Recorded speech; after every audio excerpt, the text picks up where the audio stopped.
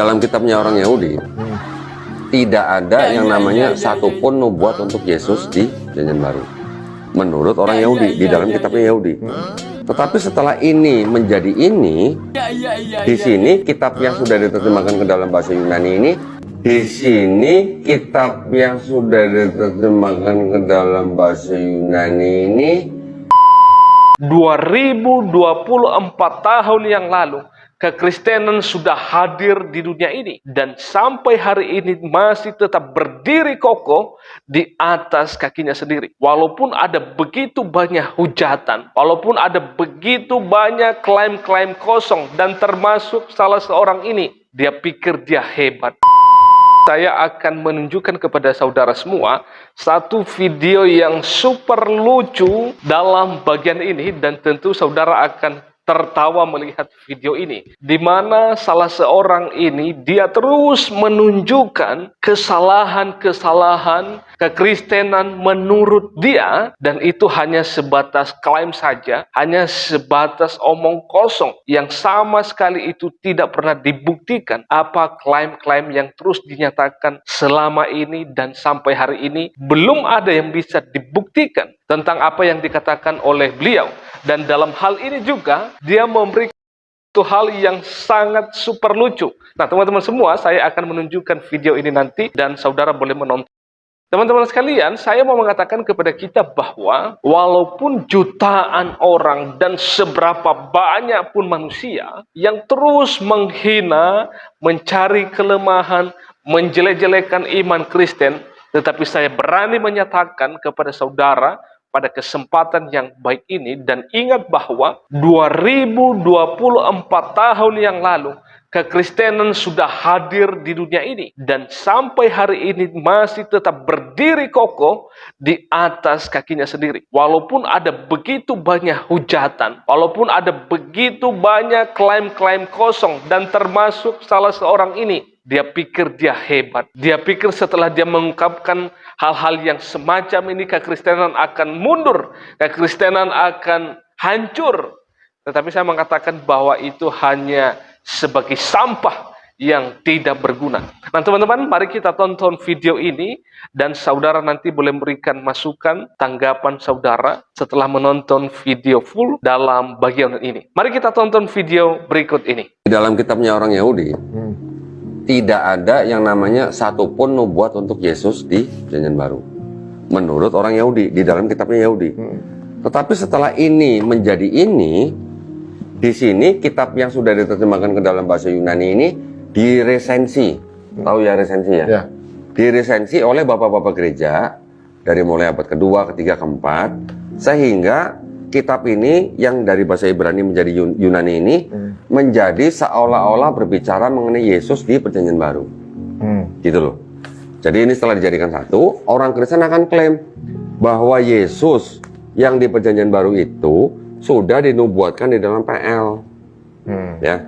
Tetapi sebenarnya kalau kita tanya ke Yahudi yang punya kitab ini, ada nggak di dalam sini nubuat untuk Yesus? Tidak ada sama sekali.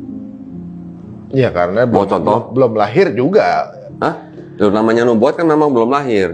Tetapi tidak ada nubuat satupun untuk Yesus di dalam Perjanjian Baru menurut orang-orang Yahudi yang punya kitab ini. Di sini nggak ada? Nggak ada sama sekali. Tapi mengenai Muhammad ada nggak? Nah, kalau untuk klaim Nabi Muhammad SAW, itu kita juga harus berbicara mengenai konteks.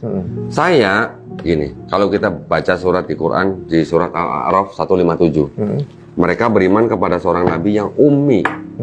Ya, terus yang namanya tertulis di dalam Taurat dan Injil. Oke. Karena saya sudah mempelajari kitab ini, saya sudah berani mengambil kesimpulan bahwa yang disebut dengan Taurat, Zabur, Injil, yang disebut oleh Quran, itu bukan Bible-nya orang Yahudi, bukan Bible-nya orang Kristen.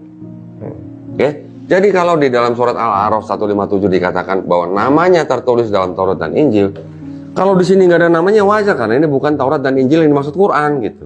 Oke teman-teman, secara singkat saya mau mengatakan kepada kita bahwa ada dua terjemahan Alkitab. Yang pertama itu adalah Perjanjian Lama, itu adalah dalam bahasa aslinya adalah bahasa Ibrani sampai detik hari ini. Jadi yang kita kenal Perjanjian lama itu adalah bahasa Ibrani. Yang kedua, perjanjian baru itu adalah bahasa aslinya, bahasa originalnya adalah bahasa Yunani. Dan klaim yang dikatakan oleh saudara kita ini menyatakan bahwa perjanjian lama itu sudah diubah di dalam bahasa Yunani. Ini kan super lucu. Kita masih bisa cek sampai hari ini. Kita masih bisa lihat sampai hari ini. Perjanjian lama itu adalah bahasa Ibrani. Kita bisa cek itu. Dan itu adalah bahasa asli yang dipakai sampai pada hari ini.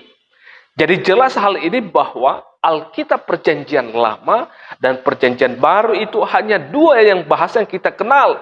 Yang kita pakai dalam bahasa aslinya adalah bahasa Ibrani dan bahasa Yunani. Tetapi dia menyatakan bahwa, ini sudah dirubah bahasa. Perjanjian lama itu menjadi bahasa Yunani. Nah, itu sesuatu hal yang keliru dan kocak sih. Oke teman-teman, demikian saja video ini. Terima kasih, kiranya Tuhan terus menolong dan memberkati kita sekalian. Terima kasih, Shalom. Tetapi jangan berkecil hati bagi Anda yang merasa bukan dari keturunan bangsa Israel, atau Anda berasal dari bangsa manapun yang ada di dunia ini. Ada kabar baik untuk Anda pada hari ini. Ada kabar gembira untuk Anda yang boleh mengubah hidup Anda, memberikan engkau damai sejahtera, dan yang paling penting adalah memberikan engkau jaminan hidup kekal. Siapa dia? Dia adalah Tuhan Yesus Kristus yang telah datang ke dunia, berinkarnasi, mengambil rupa manusia, dan sebagai misi utamanya adalah menyelamatkan umat manusia yang telah rusak oleh karena dosa, dan dia telah mati di atas kayu salib yang sebagai tebusan dosa manusia itu, yaitu dia menyelamatkan saya dan juga saudara. Maka dengan itu percayalah kepadanya, terima dia sebagai satu-satunya juru selamat Anda. Maka dengan demikian Anda akan memperoleh hidup yang kekal. Maka mulai dari sekarang ambil keputusan, terima dia sebagai satu-satunya juru selamat Anda. Maka saya percaya jaminan keselamatan itu Anda juga memperoleh seperti saya memperolehnya. Tuhan memberkati kita semuanya. Shalom. Beriku hati untuk mengasihimu.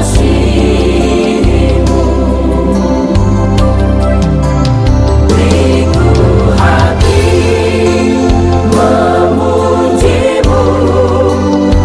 Teman-teman silakan ikuti media sosial ini dan jangan lupa untuk like, komen, dan bagikan tayangan ini supaya menjadi informasi bermanfaat bagi teman-teman di luar sana yang belum mengetahui hal ini. Salam sehat, tetap semangat, Tuhan Yesus memberkati kita semuanya.